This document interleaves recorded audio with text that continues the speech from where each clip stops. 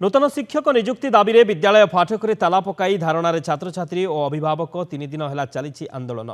एभली घटना देखा मिली बरी रत्नगिरी पंचायतर पाटना प्राथमिक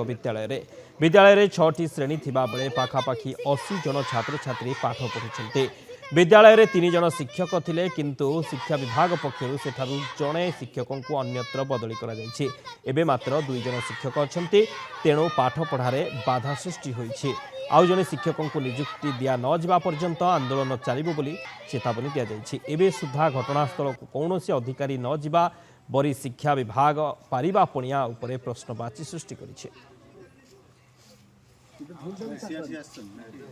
मल्लिक को एठु काढिकी नेले टीचर अपॉइंटमेंट करिके एठु सुमित्रा मल्लिक को काढिकी नेले नै काहेकि तापरे हमर एठी जुगल किशोर नायक जेते माने रिटायर्ड हेले आमुको एठी प्रतिश्रुति दे जाइथिले बीओ सारे जे मासक भितर मु एठी 2टा टीचर अपॉइंटमेंट देबी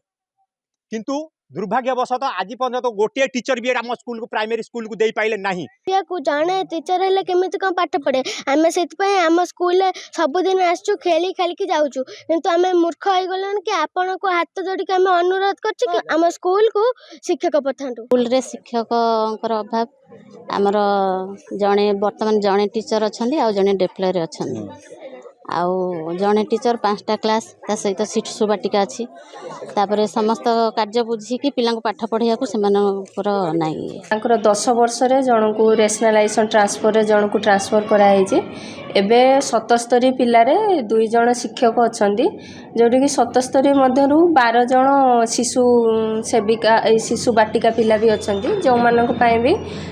शिशु बाटिका क्लास 1 2 रे जदि 30 जन होउतबे सेठी शिशु सेविका अपॉइंटमेंट भी दिया जिवो